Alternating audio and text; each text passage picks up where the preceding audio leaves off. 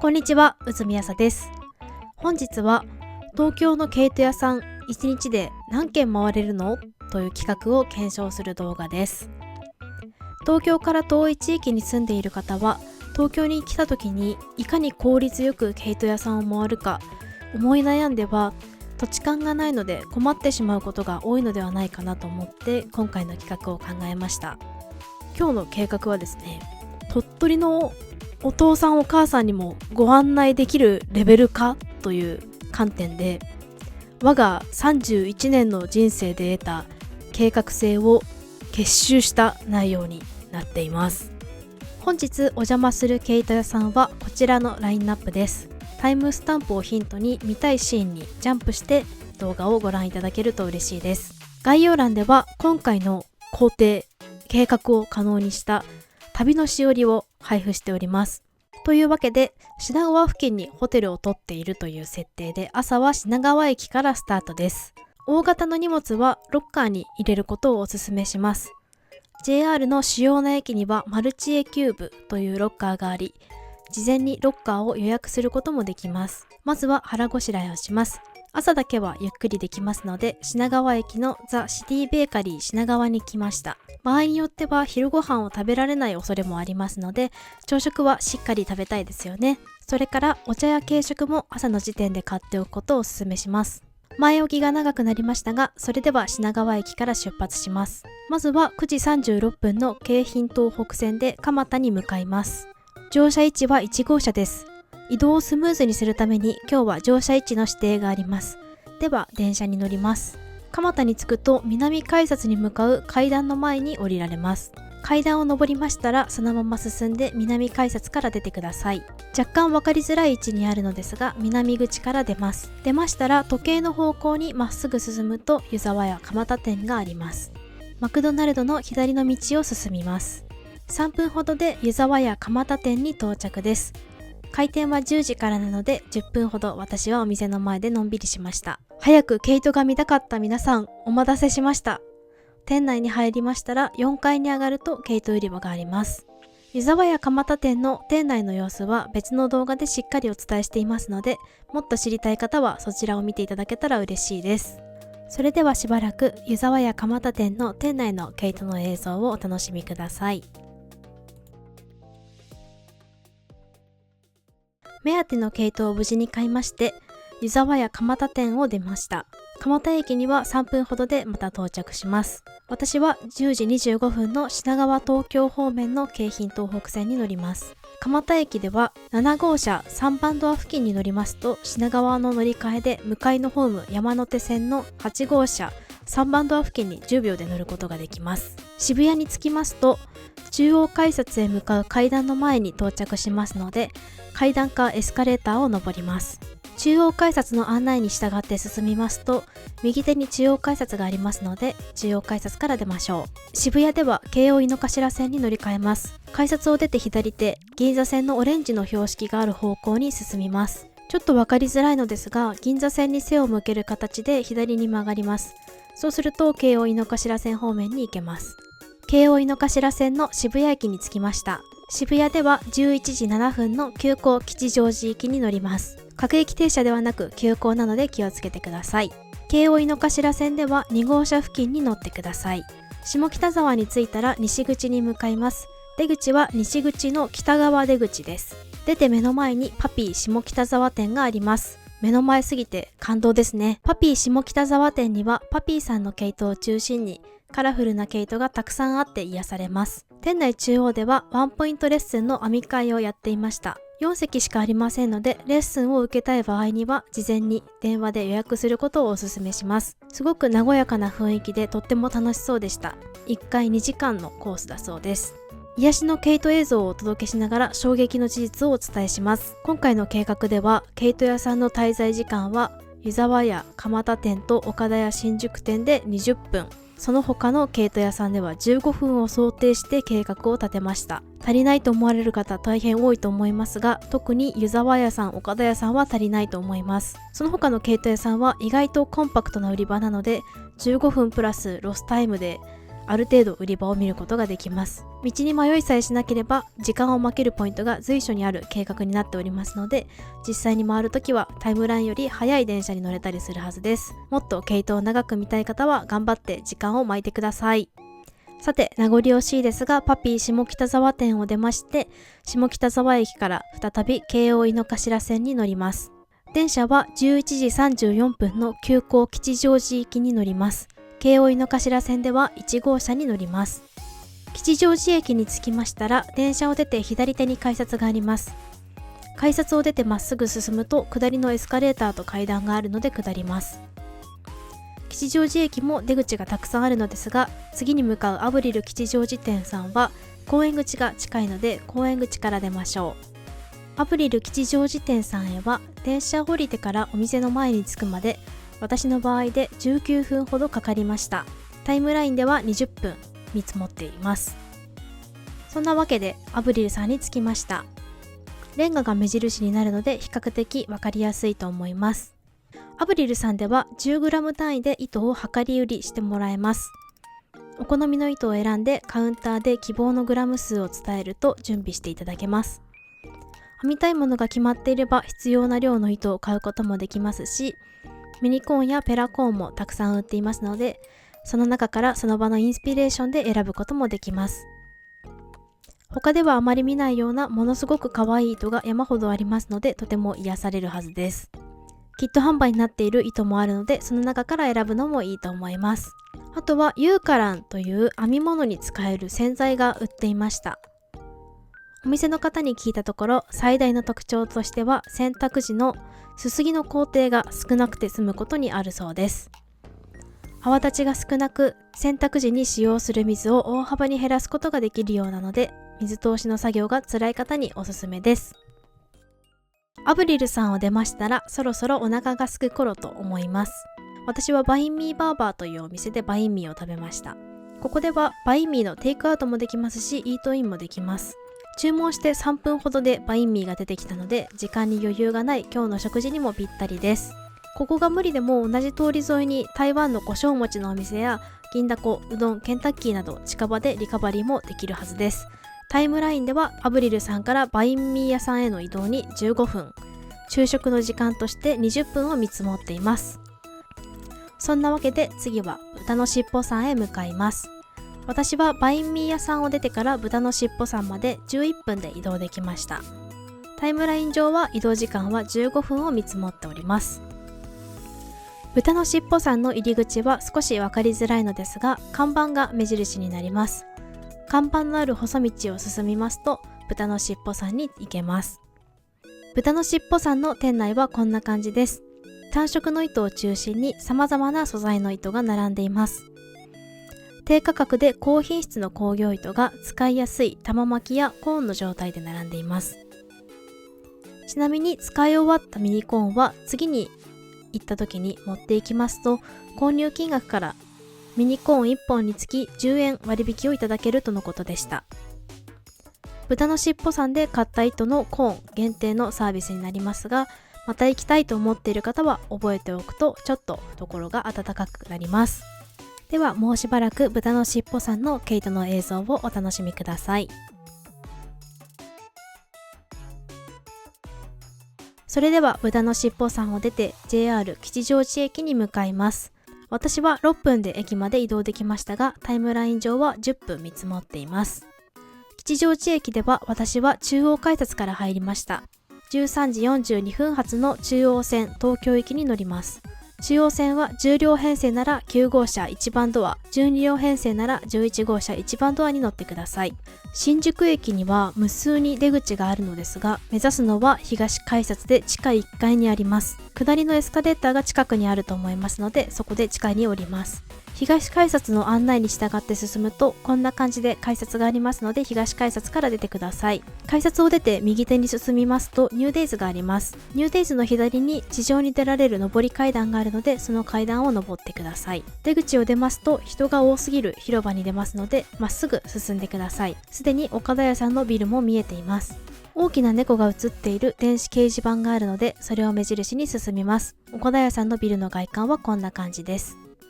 私が行ったのは岡田屋さんリニューアル後の最初の週末だったこともあり、エレベーターを待つ列ができていました。今後どうなるかわかりませんが、2025年3月時点ではエレベーターで一旦全員10階に上るようご案内があります。ちなみにお店の外の列に並び始めたのが2時4分で、エレベーターに10階に着いたのは2時8分、エスカレーターで下って6階の毛糸売り場に着いたのは2時10分でした。このようにそんなに時間はかかりませんので、行列に怯えずぜひ並んでみてほしいです。この日はなんと KFS オパールケイトの約1キロ相当のコーン巻きが店内中央で販売されていました。とはいえ入店にも並んでレジにも並ぶとなると、毛糸を見る時間はかなり少なくなってしまいました。岡田屋さんをたっぷり見られるかは前後の工程でいかに時間を負けるかにかかっています。本当に素敵な売り場なのでぜひとも行ってほしいお店です。岡田屋さんの売り場の様子は別の動画で詳しく解説しているので、気になる方はそちらを見ていただけると嬉しいです。そんなわけで岡田屋さんを出て2分で新宿駅東口に戻ってきました。タイムラインでは5分見積もっています。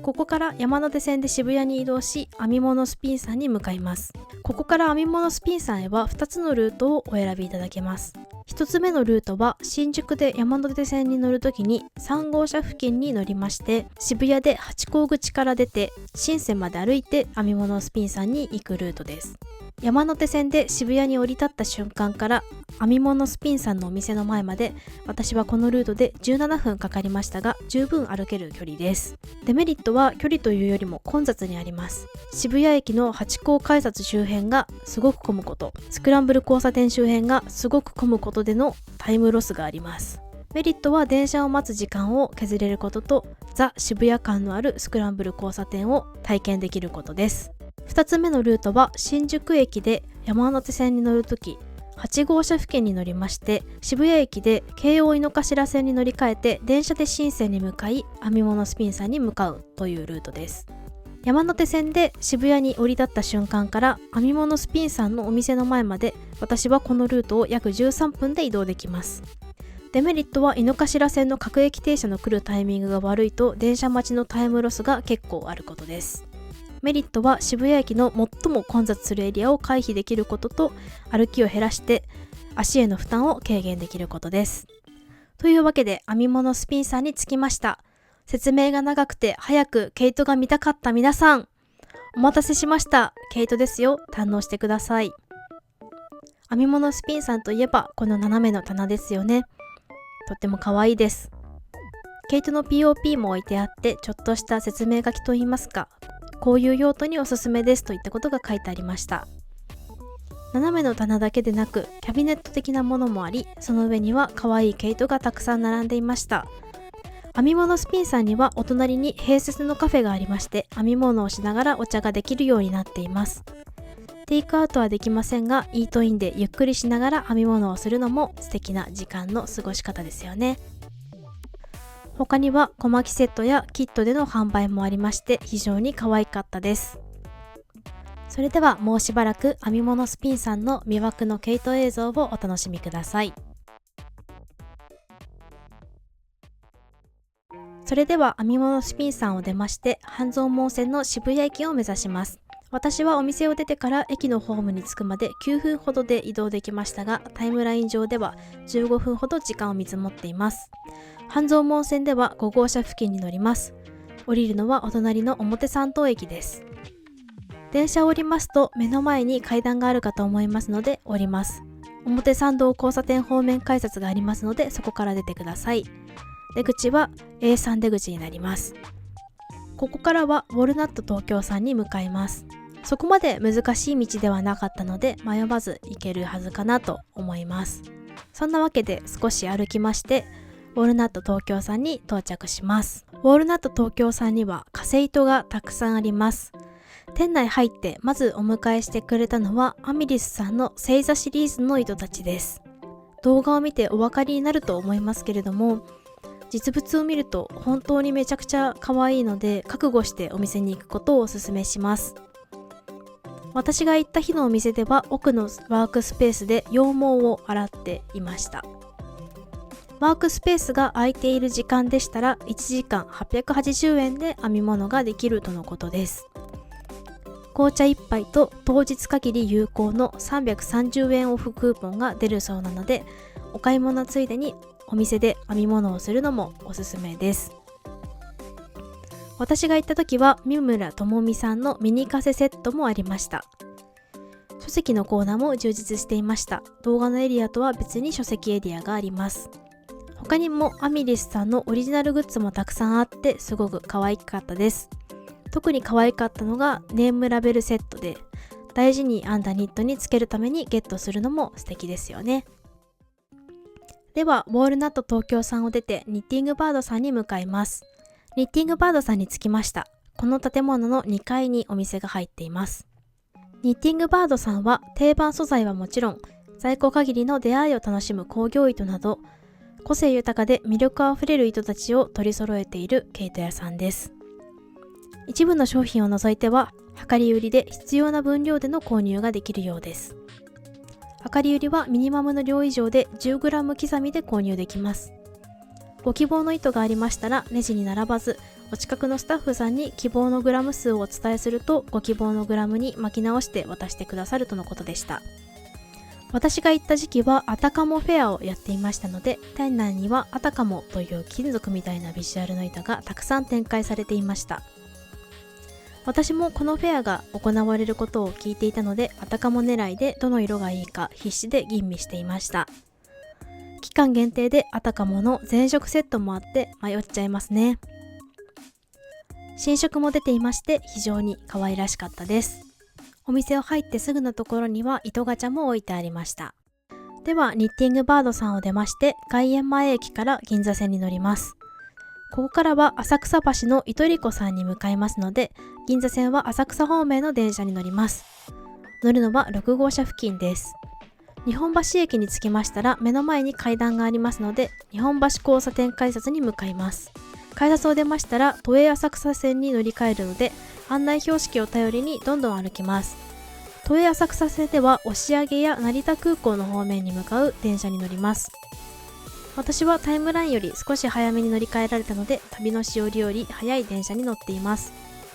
都営浅草線では2号車か5号車付近に乗ってください。浅草橋に着きましたら、目の前に JR 浅草駅方面改札へ向かう階段とエスカレーターがありますので登ります。 JR 浅草駅方面改札を出まして A2 出口の案内に従って進みます。 A2 出口を出るとドトールの前に着きます。糸りこさんも目の前にあるのですが、私はこの時疲れ果てていたので一旦ドトールで休憩しました。この立地のドトールありがたすぎます。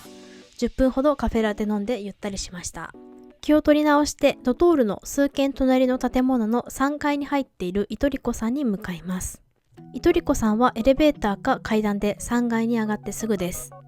糸りこさんは世界中の工場で生産途中に余ってしまう糸や廃棄されてしまう糸を無駄にしたくないという思いから始まったブランドです。店内は思ったよりも広くて、人によっては滞在時間15分では物足りないかもしれませんので、少しタイムラインより長めに時間を取るのもおすすめです。糸りこさんは工業糸を取り扱っていますが、取り扱いにはいくつかポイントがあるようです。工業糸は必ず最後に洗うことを前提に、紡績の時に油や溶剤がついているそうです。それが水に溶けてふわっと毛が出てくるので、気持ち緩めに編むのがポイントとのことでした。また必ずテスト用にスワッチを編んで、どのぐらい縮むか計算するのもポイントのようです。洗い方や扱い方のポイントは糸りこさんのホームページに記載がありますので、概要欄と旅のしおりに URL を貼っておきます。編み図の販売やキット販売もありまして、実物のサンプルもありました。あとは小巻きもたくさんありまして、履き口だけとかつま先だけちょっとこの糸を使用したりとか、ショール編みの差し糸に使うのもいいですねというおすすめのされ方をしていました。そういうのもね、すごく楽しいなって思いました。あとは糸りこさんのオリジナルグッズもありました。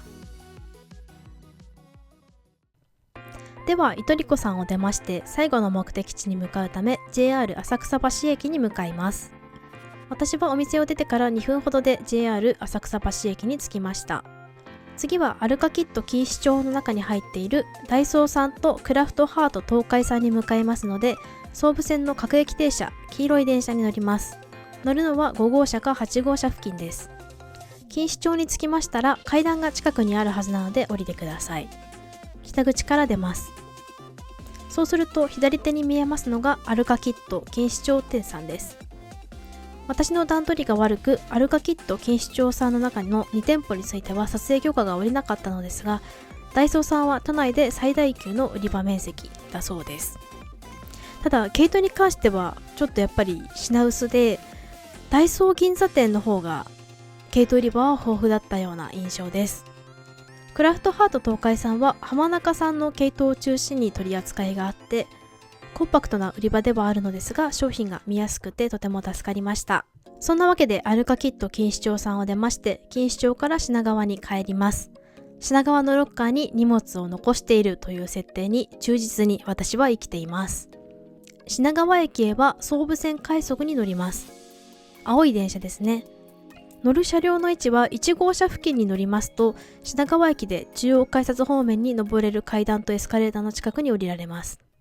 旅の最後にお土産のご案内です。頑張りましたね。品川駅で最近おそらくすごく人気なのがベリールビーカットです。ただ人気のいちごミルクサンドはすっかり売り切れていましたので、いちごミルクサンド狙いの方は朝の段階で買っておくことをお勧めします。いちごチーズケーキといちごクリームパイは売っていましたので、私はいちごチーズケーキを買いました。昨日夫と食べましたが、すごく美味しかったです。日持ちは14日ほどでした。もう一つおすすめのお土産がコネリです。私もたまたま試食をいただいて、あまりの美味しさに思わず買ってしまったんですが、チョコレートのスティックパイのお店です。試食でいただいたベネズエラ産カカオが特に美味しかったです。日持ちもすごく余裕があって、私が買ったのは3月の22日だったんですが、賞味期限は7月の23日とかなりの安心感がありました。ということで、東京の毛糸屋さん1日で何軒回れるのチャレンジ。結果は11件でした。土曜日ダイヤで調整するんでしたら、かなり限界まで効率を極めて回ったのではないかと自負しております。あと疑問に思った方もいるかなと思いますので、癒しの毛糸映像をバックに今回のルートにダルマストア東京さんが入っていない理由をお話しします。ダルマストアさんはですね、若干どの駅からも離れていて、ルートに入れるのがどうしても困難でした。なんとか入れたいなと思って、編み物スピンさんからダルマストアさん、ウォールナット東京さんまでをドコモのシェアサイクルで爆走するっていうアイディアがあったんですけれども、別日にテストランをしてみたところ、渋谷の大混雑スクランブル交差点を自転車で横断したり、交通量の多い渋谷あたりの道路の車道を自転車で走らないといけなかったりと、ちょっと私はこのルートを鳥取のお父さんお母さんに行けとは言えないなっていう状況になりました。そんなわけで泣く泣くルートから外したんですが、どうしてもダルマスターさんに行きたいという方もいらっしゃると思うので、そういう方は今回のルートからどこかしらお店を外すしかないと思います。いつかダルマストアさんにも行ける別のルートを編み出しますので、早く見たいぜという方はコメント欄に熱量をぶつけてもらえたら嬉しいです。ちなみに本日の歩数ですが、私は22,028歩でした。あと歩き終わった後のお家でのケアなんですが、私のおすすめは足すっきりシート休息時間です。湿布みたいなものなんですが、これをお風呂上がりに貼って寝ますとだいぶ違います。おすすめのストレッチもあるので、概要欄と旅のしおりに URL を貼っておきますね。ということでおまけも長くなってしまったんですが、ぜひ東京以外の方も東京に住んでいる方もチャレンジしてもらえたら嬉しいです。チャレンジ報告はコメント欄でいただけたらすごく嬉しいです。かなり大変な工程を紹介してしまったので、この計画をベースにご自身でアレンジして挑戦することをお勧めしたいです。最後になりますが、この動画本当に頑張ったので、ぜひチャンネル登録、高評価、グッドボタンよろしくお願いします。それでは、内海あさでした。最後まで動画を見てくれてありがとうございます。楽しんでもらえたらぜひ高評価とコメントも待ってます。チャンネル登録してもらえるともっと編み物の動画を届けられるので、ぜひよろしくお願いします。みんなのおすすめの毛糸屋さんや気になる毛糸トピックスも教えてください。また次の動画でお会いしましょう。